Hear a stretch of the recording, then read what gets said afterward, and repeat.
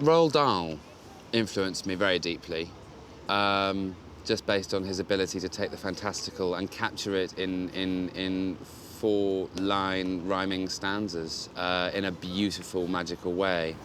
I started writing poetry, I suppose, when I was about 6 or 7, and then I started really writing poetry when I was about 18. But I'd always kept my hand in, you know, through creative writing exercises, and I did English A-level, so there was always, through my schooling years, some creative access.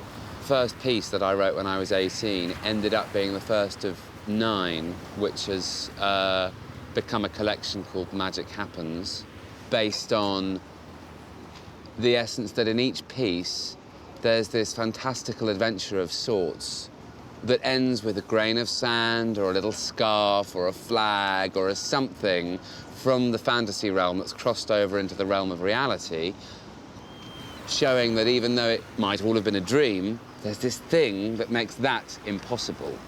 In Dave's solo, the little boy has this beautiful meeting with an angel on a rock in a painting that he made, and at the end he wakes up and he's standing in the art room with his paintbrush and he's left his jacket on the rock next to the angel in the picture. There is a message running through my work. It's simply that we don't really have an awful lot of time for meanness and selfishness in the world anymore. There is only one thing, really, which is love. But love itself as an entity, as a force, is the building blocks, I think, of absolutely everything that exists. My second series of poetry is called All Hail the 21st Century, and I was working predominantly in a call centre when I wrote this series. It's 18 pieces, and the call centre I worked in raised money for various different charities. So I had frontline exposure on the phones to everybody from the RSPCA to Amnesty International, and the result was that I had a lot in my thought system at the time about sweatshop labour, promiscuity, wife-beating, abandoned children, starvation, famine, you know, their HIV, terminal illness. And I wanted to capture the ugliness of what I was experiencing in a way that would allow there to be a light at the end of the tunnel, because so many people go, I want the light, so therefore I should ignore the darkness, but in truth, I don't feel one can appreciate light unless one has experienced darkness. So this dark series is really a journey out of darkness and into light. When I have an idea for a new poem, it doesn't start in my head, it usually starts in my solar plexus.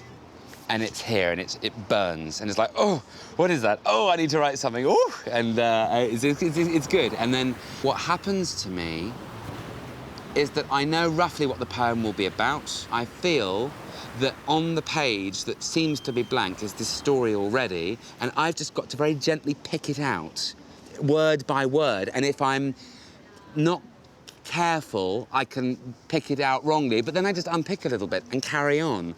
And sometimes I can pick for 4 hours and write an entire poem, and suddenly it's been 12 hours. I've done it overnight.